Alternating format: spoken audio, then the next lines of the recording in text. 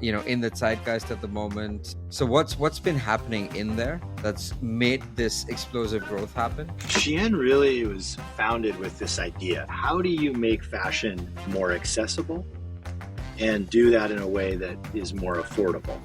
When it comes to fast fashion, there's this sort of discussion about we're producing a lot of it is ending up in landfills. What can we do about this? We developed something that I think is quite pioneering, and we call it the on-demand model. Is that because it can so precisely align supply with demand through micro-production, our excess inventory waste levels are in the very, very low single digits. It's much more of a responsive system, a reflective system than traditional retail model. What's the brick and mortar strategy of Shein looking like going forward?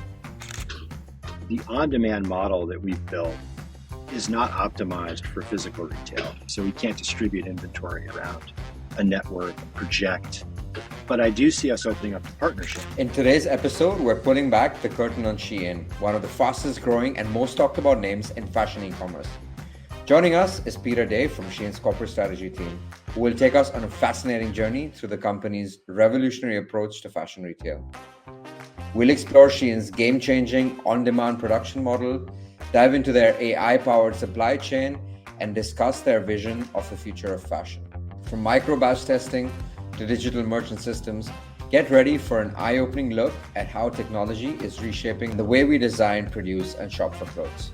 Whether you're a retail professional, a tech enthusiast, or simply curious about the forces shaping tomorrow's shopping experience, this episode promises invaluable insights. So sit back, tune in, and let's spotlight the future of retail with Shein and Peter Day.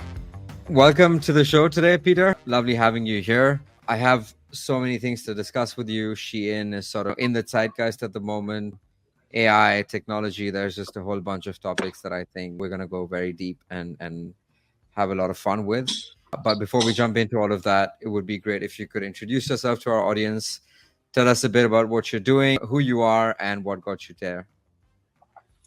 Yeah, let me tell you, it's so good to be on the show and really excited to be here. My name's Peter Pernot-Day, and I am part of the corporate strategy team at Shein. We're a global team that works every day to make sure that our customers are really the center and the focus of the business. And one of the perks of the job is we get to speak with smart people like you and your audience. So that's probably the best part of it.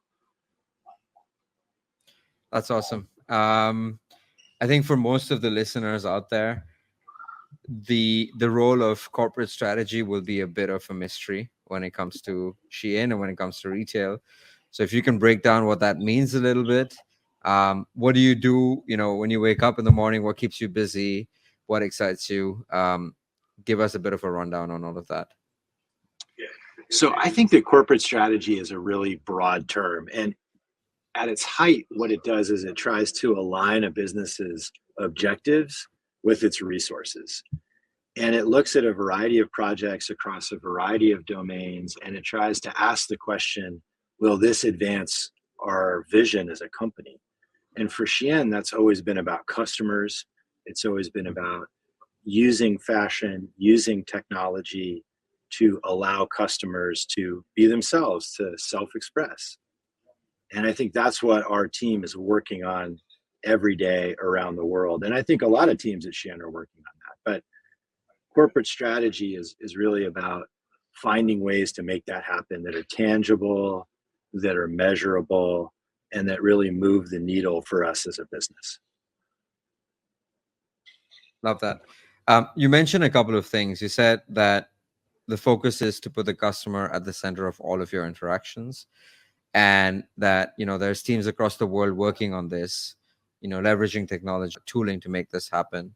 So maybe let's start with that. What I want to understand is what's happening in the belly of the beast, right? Shein has very quickly.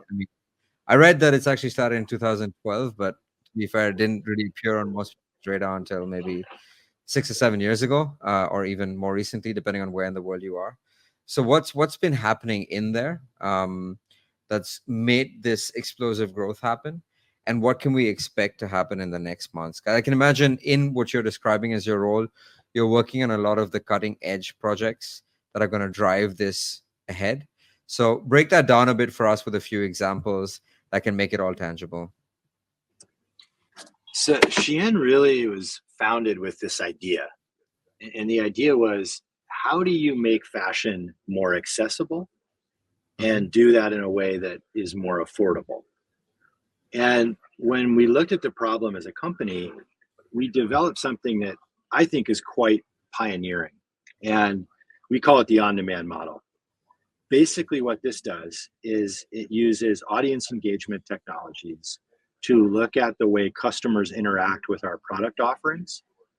It gives that data back to designers in near real time, and that allows designers to then interact with customers by making very small initial batches of garments, usually 100 or 200 copies, putting those up onto our site, putting them up onto our mobile app, and assessing what sells. It's pretty much like a giant A/B test, but for clothes.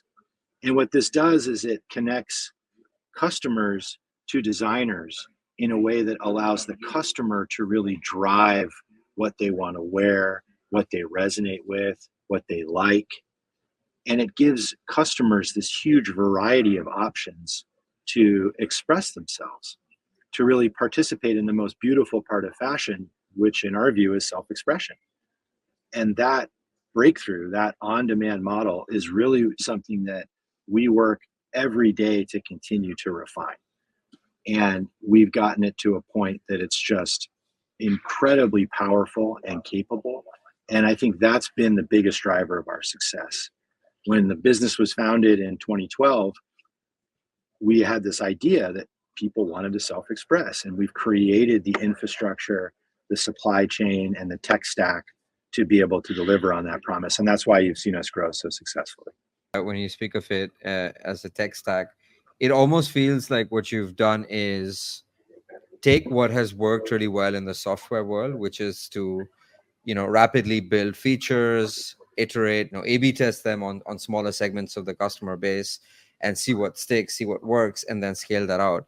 Is that you managed to take that model and very successfully bring that into what most people consider to be a very difficult space, right? Which is manufacturing, and especially in the textile and apparel industry, where, I mean, classically, people are ordering today for next summer, whereas you guys are basically producing today for next week, right? In simple words.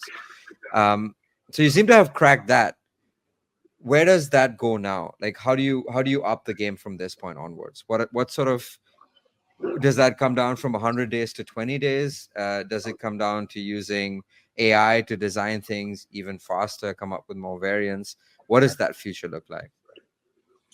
So I think right now we have really optimized the small batch model. So the ability to make 100 copies, test, and then reorder if there's demand, and the agility that's built into that, I think we've gotten that to a pretty effective place. It depends on the garment category, but that can occur very, very quickly, often in under a month. And so we're very optimized for that. I think in terms of next steps, though, one of the things that we've been exploring that I'm particularly excited about is bringing small and medium-sized designers onto the platform. And so right now we have lots of in-house designers. They're working with our teams, and they have our fabric library. They're producing tech packs and making garments.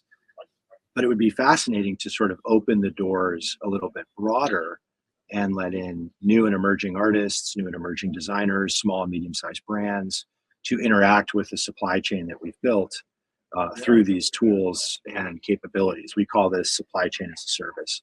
And I think that's something that we're experimenting with. We've done it with our Shein X incubator program. It's been very successful. It'd be great to see that expand. I think that's one aspect that we're looking at as a business. I think another one is expanding our product categories through a marketplace initiative. We make a lot of great stuff. We have a lot of loyal customers. We have some tremendous designers, but there's some categories that we're not as strong in. And I think opening up those new categories through a marketplace offering could also be a way to continue to engage our customers, continue to allow them to find the products and materials that make them feel good. So I think those are our two really exciting initiatives that we're engaged in. I think a third is less obvious and less tech, less e-commerce, and it's much more about our sustainability vision. We've launched what is essentially a venture fund to try to push the ball forward on materials so that we can meet some of our circularity goals and our vision to have a really bright future for the fashion retail industry. And we think that a key locus of innovation in the next 10 years in the industry is going to be on materials and on around circularity and achieving some of these carbon goals that have been set. And so I think that's a really interesting area that isn't exactly tied into the same kind of tech stack, e-commerce way of thinking that we're associated with, and much more about looking at the industry as a whole and expressing a degree of responsibility for driving the industry to a better place. That makes a lot of sense. I mean, there is a bit of a pushback, I guess, amongst consumers, but also in the industry as a whole when it comes to fast fashion, right? Where there's this sort of discussion about we're producing a lot of it is ending up in landfills. What can we do about this, and so on and so forth. But what I like about what you're expressing here is there's two sides to this, right? There's the one side, which is the consumer demand. And all you're doing in that is responding to that a lot faster than most others. But then on the other side, you're saying, if we can respond to this demand in a more sustainable way, we can sort of allow people to eat their cake and have it too, right? We're essentially saying, we're going to use technology, we're going to be customer centric, we're going to understand what the consumer wants and give it to them. But we're going to do that in a more sustainable way by innovating on materials, by opening up newer ways of bringing that to people, and so on and so forth. Talk to me a little bit about what that means in this whole sort of marketplace incubator model, right? How do you as Shein then go about ensuring, if I'm a designer in Shein X, am I getting these new sustainable materials from you? Am I responsible for producing them? What does that whole ecosystem look like practically? So I think that's the most exciting part is the sort of unspoken benefit of our on-demand model is that because it can so precisely align supply with demand through micro production, our excess inventory waste levels are in the very, very low single digits.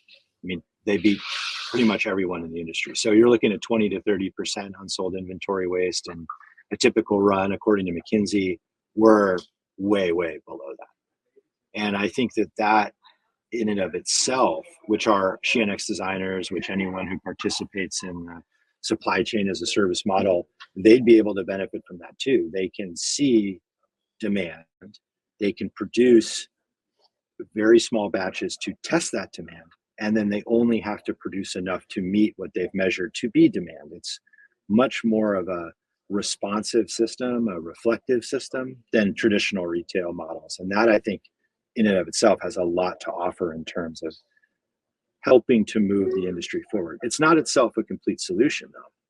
And I think that's where you get into these materials is it's our view that prohibitions, reductions aren't realistic. You need to clothe the world's population, and you need to do so at an attractive price point. Not everyone can afford very high-end luxury products. And so in order to clothe the world, we're going to need to have this revolution in materials. And not just us, the entire industry. And I think that approach of looking at materials, identifying ways of producing that lower waste, and driving a much more circular model, where these materials can survive multiple recyclings the same way a plastic bottle can today, you will see a virtuous cycle that I think will drive real change, but do so in a way that, frankly, is just so that everyone can afford to clothe themselves. I love it. We've spoken a lot about the back end, as I like to think of it, right? The production cycle, materials, the platform view. Let's come back to the consumer a little bit, right? Obviously, by being able to understand consumer demand so well and at that level of granularity that you're able to do it, you've already put the customer at the center of all things you're doing. But I can imagine there's initiatives beyond just predicting and matching demand and supply, when it comes to really engaging with customers and building up sort of that long-term relationship with Shein. So what does that look like at the moment? Our goal is always to look at what we would call lifetime value of a customer, or LTV. Mhm.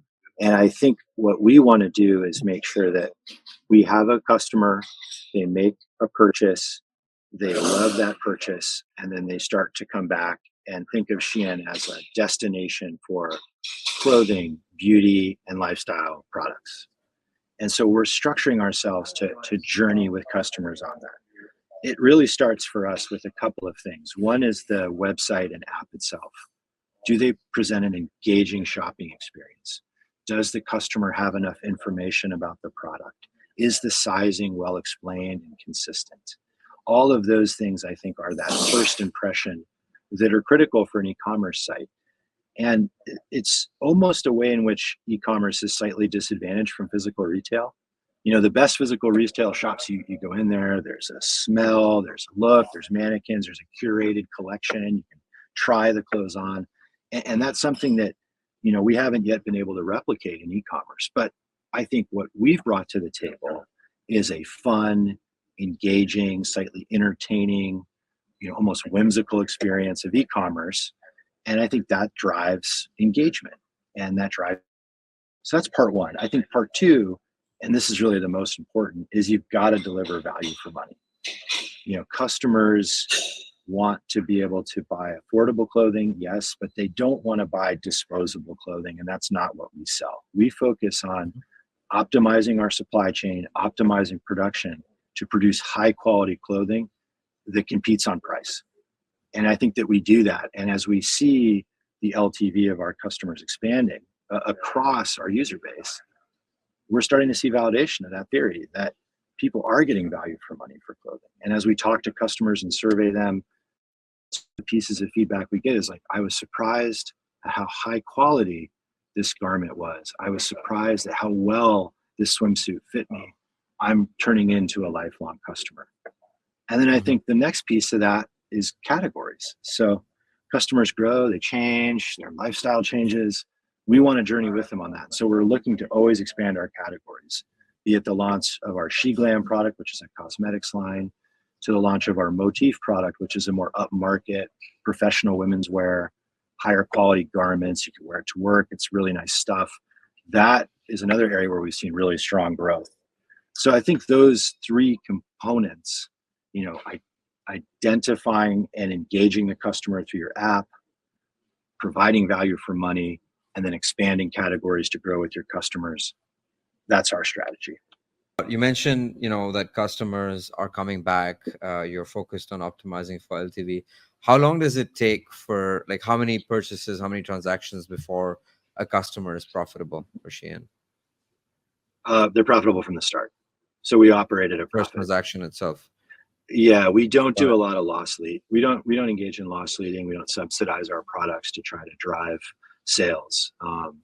We focus on running a profitable business that's highly efficient but profitable, and has, you know, been profitable pretty much since the founding.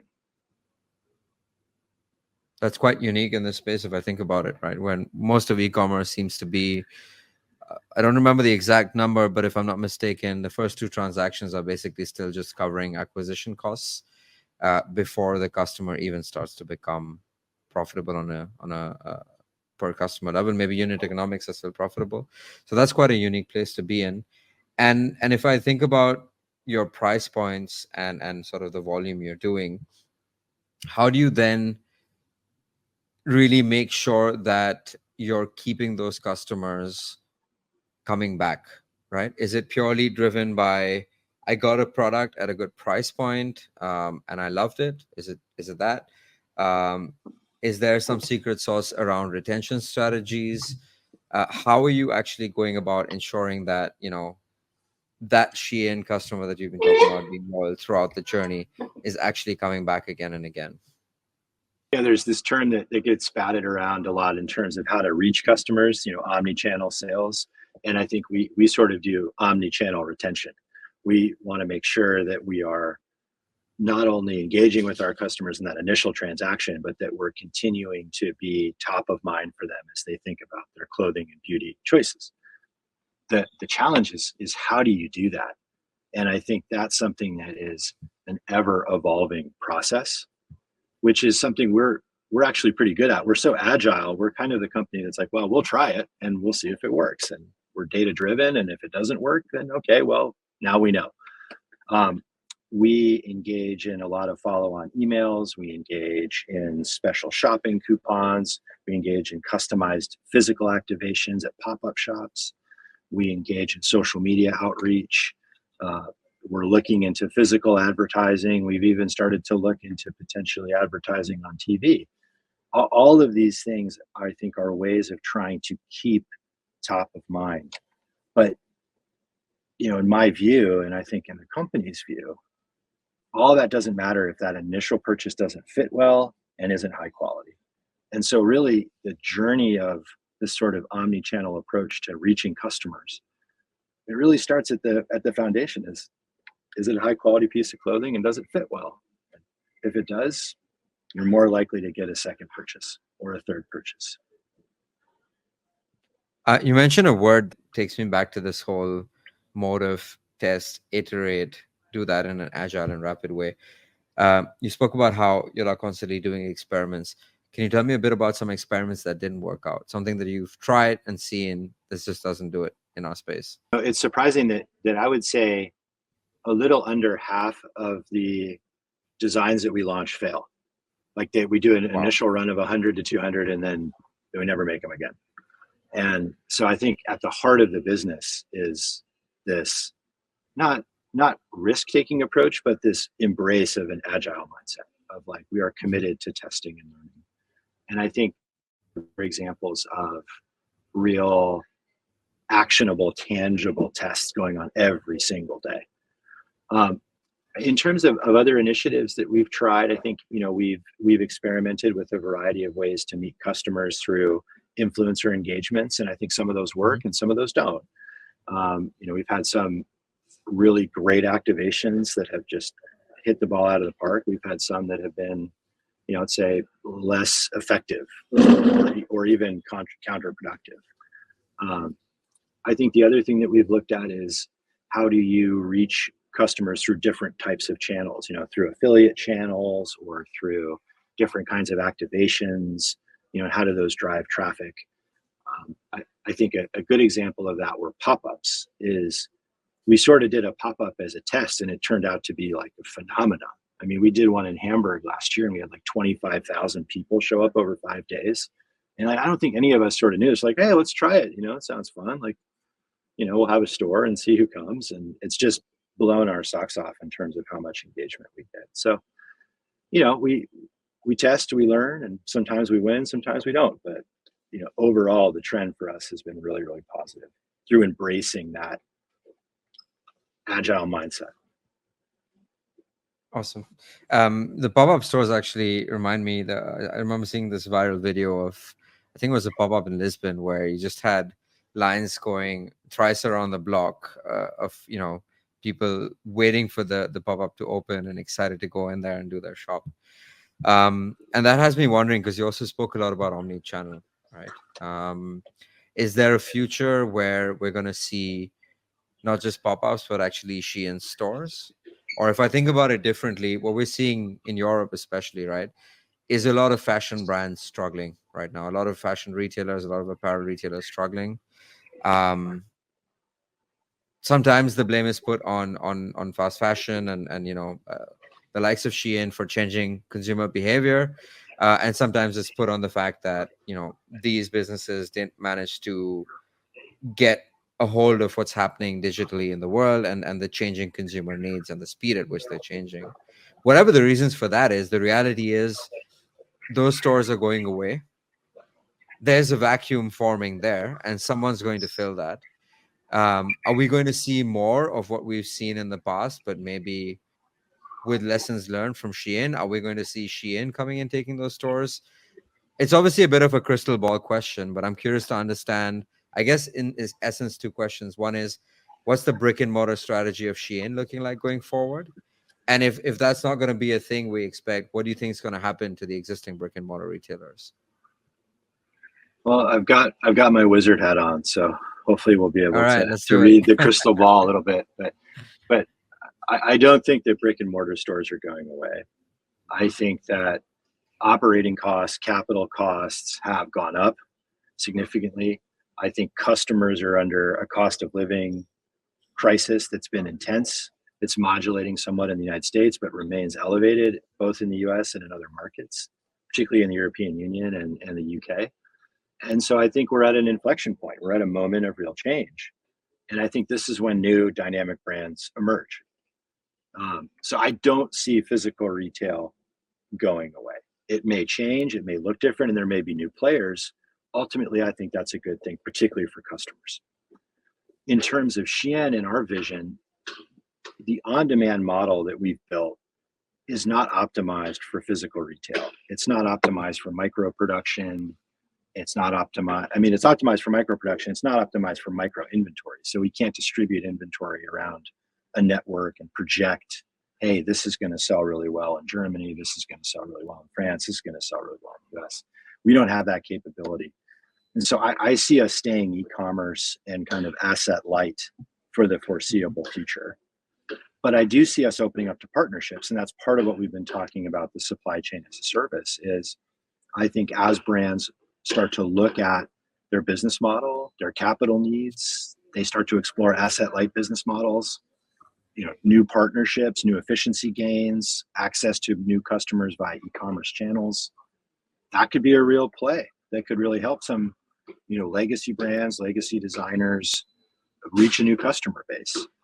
I'll give you an example. We acquired the intellectual property and design team from a UK brand called Misguided. And, Misguided had a retail network. It was, struggling. And through that acquisition, we've been able to revitalize the brand. We've kept the design team. They're continuing to design with us and for us. And, we're estimating that on an annualized basis, they could reach 100 million in sales. So we've basically taken this idea, this IP, this design language, supercharged it through our superior supply chain, offered it up to customers, and revitalized a brand. That could be a path forward for some companies. Not every company, but that could be a path forward for some.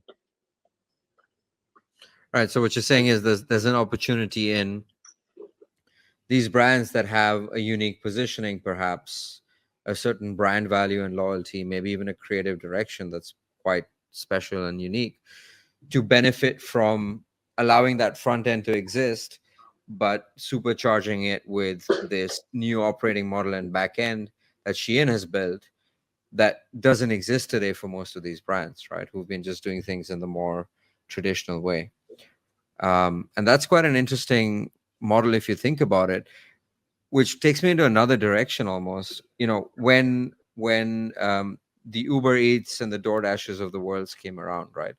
They kind of enabled a new kind of restaurant to exist, which is the ghost kitchen, right? Where I now no longer, in the similar asset light way, need to be dealing with the whole overhead of setting up a physical location, figuring out all of the regulation around it, etc. If I'm someone, who cooks great Indian food or cooks great Chinese food or whatever, and I want to bring that to the masses, I can do that in a relatively light operational way, thanks to this infrastructure that's being brought to the table by these platforms.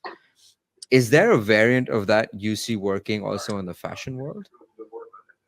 I do, and I think that is part of what the Shein X platform, or excuse me, the Shein X program proves, is designers and creators can engage with an audience and do so at a significantly reduced capital cost because they don't have to take on multi-month, multi-quarter risks. They don't have to order hundreds of thousands of copies. I think that it does enable something that's akin to the ghost kitchens. It's not exactly the same, but I'll tell you how I see the similarity. The Shein X program, independent designers can contribute a design. We'll manufacture the design, we'll put it on the website, we'll handle logistics, we'll handle marketing, we'll handle sales, and they get a percentage of the royalties. that's one example of how this could work. But I think a bigger example is companies coming in, using our supply chain, using our on-demand small batch production capabilities to test and learn, lowering their costs and allowing them to focus on what they do best, which is either creating an amazing retail experience or creating amazing design. And I think that is sort of what we see as the future for some brands, not everybody, but for some brands. So in simple words, even someone with a physical retail network could come to Shein and say, I want to leverage your supply chain and your production capabilities to produce these smaller batches, to test new designs, and then bring them to my shelves. Effectively. Potentially, I think this is sort of in beta test. We're working with some very good partners on this. This is kind of where we're headed, I think, is a combination of companies leveraging their strength to allow for a reduction in capital costs. We call it asset light, but really it's about lowering capital costs to allow companies to do what they do best. And I think that's what we're all trying to work towards. I came into this wanting to talk to you a lot about the customer centricity side of things, but what I'm taking away and what I'm finding really interesting, and I want to scratch a bit more, is the whole sort of back end of it, right? With this production and supply chain ecosystem and the way you can actually convert that into a service. I think one of the topics that is one of these sort of open secrets for anyone who understands textile, apparel, retail, is how all of that used to work. But I think maybe not everyone listening in here actually understands how complex those cycles were, how you have the buying houses and so on and so forth, and how that used to work, or still does. Used to is not the right word, still works for most other brands. Can you break that down for us a little bit and sort of give us the one-to-one on what Shein does different in each of those steps? So I think the key differentiator is what we call the digital merchant system. And so I think if you look at traditional retail procurement cycles, the merchant is really a key orchestrator. And, there are very, very many talented human merchants. But what we've done is create a digital merchant. And this connects fabric, embellishment, cut measure, trim suppliers, you name it, thread suppliers, everything, mills are all connected by this digital merchant system. And that allows us to achieve the benefits of vertical integration without vertically integrating, because we can get tremendous visibility, we can bulk purchase, and we can route material with amazing efficiency in and around our production centers, be they in Guangzhou, be they in Sao Paulo, be they in Ankara, Turkey. And these systems, this optimized system that achieves these benefits of virtual vertical integration, allows us to get dramatically cheaper costs on fabric. It allows us to get dramatically cheaper costs on thread. It allows us to equip a cut, measure, and trim facility with material so quickly that it can do this on-demand production, because it knows it doesn't have to spend time trying to go out and source fabric or source material. And so this model, I think, is something that demonstrates the power of a tech stack. And it's something we built ourselves. It's totally homegrown. There's nothing else quite like it that I've seen, at least on the marketplace today. And its ability to orchestrate this complex dance and do so efficiently and effectively with great visibility across the supply chain has, I think, been one of the two keys to our success. And I think that piece of software, that capability, is something that is really, really exciting to see happen on a daily basis. That's incredibly fascinating. So essentially, if I, take a simple example, if there's a design today, the digital merchant is in a position to say, okay, the textile for this design to produce, let's say, that first 100-unit batch would be available at this factory in Shenzhen. The threads are available at this other factory in another location. This is how much we'll need. This is when it needs to be shipped, and this is where it needs to go. Is that? Am I imagining that correctly? Yeah, that's exactly right. Exactly right. and it relieves the burden of having to have each individual player worry about these connections. The system is just telling you what you have. So the factory would pull up an interface. They would see the tech pack. They would see the inputs to that tech pack to make that design. And they would see where they will be receiving the materials necessary to complete the product at that last stage. All of that is fed into them because of this digital connection we have to our suppliers. Understand. And you don't own any of these units on the way, right? So they're independent suppliers who have agreed to basically plug into the machine, so to say, make that data visible, make that inventory visible in real time. That's right. That's right. I mean, we will, or let's say tier 2 suppliers, these are material suppliers. We are purchasing the material that they're making available. They're not just, we are seeing on our end from them in a direct relationship. Hey, this is what we have available and we're purchasing it from them. The cut, measure, trim facility isn't seeing everything that they have available. Got it. Understand. And what about the final production? Is any of this being done by Shein owned facilities, or is that also another sort of supplier network that's at play there? Yeah, so all of the finished products are made by suppliers. They're designed by us, contributed by us, but Shein branded products are produced by suppliers. Very similar to what you'd see in most ready-to-wear retail production. Understand. But what you've essentially done is take the middleman out of that equation and have sort of an end-to-end Kraken of sorts that's plugged into both the supply end of things, the production end of things, and of course the demand end of things, which is why you're able to do this 100-day ready to go. We have all the new designs and try that out. One thing I was wondering the whole time is what defines success for one of these new designs. So you mentioned that a little less than half of them don't make it past the micro batch. What's the criteria? What's the yardstick that's set? So I think obviously the most important yardstick is it selling and what is the sales velocity. But we also look at a number of other metrics. But they include like how many are placed in carts, how many are shared, how many visitors are we seeing on a site, how long are they hovering over an image, does it get picked up on social media, for example? Like, are we seeing it featured by either not our influencers, because obviously we place those, but organic mentions of a garment. So there's multiple factors that are considered, but far and away the most important is sales and sales velocity. So, we had a really interesting, it's a couple months old now, but we had a really interesting hit around the December holidays. We had this piece of women's wear. It was a sweatshirt, kind of captured some of the trends that are emerging around neutral color patterns. Mm-hmm. And, we made about 150 copies of it. We put it on the site and almost immediately we started to see it just took off, and it was selling at an incredible clip. Over the next 6 weeks, we were able to do 4 more production runs of that, each run of about 350. So we both avoided a stock out, and we were able to replenish demand while keeping our inventory at a stable level. So it was like a really fascinating example of the power of this system to both put out a design. Hey, will this work? Maybe it will, maybe it won't. Wow, it's working. And then we can quickly pivot to meet demand. And I think that was a really cool example to see some of the data around that. Very fascinating.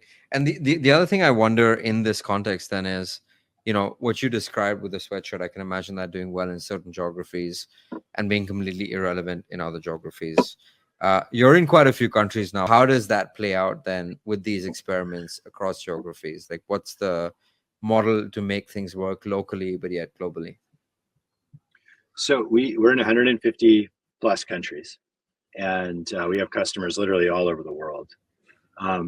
Interestingly, though, we have no customers in China. So, even though we were founded in China and we have a very significant supply chain still in China, we have never sold in China and have no customers there.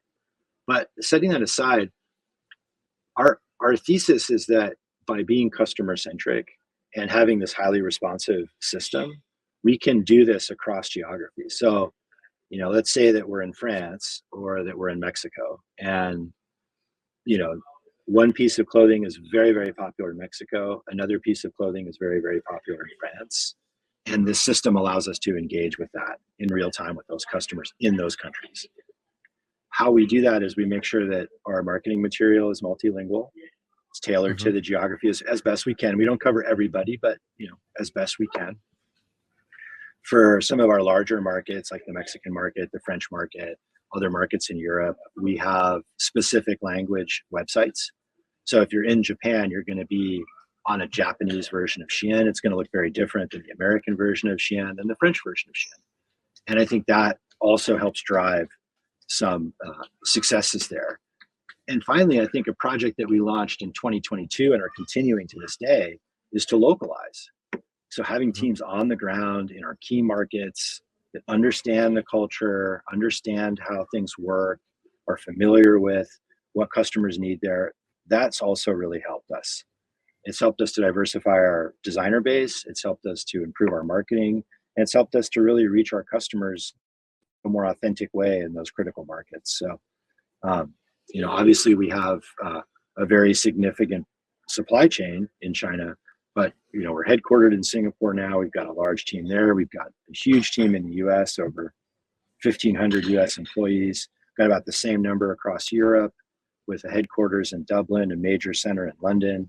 And we have a huge operation in Brazil and a growing one in Turkey. So I think, we're really a global company, and this on-demand model and its flexibility, its agility, I think it helps us to achieve that.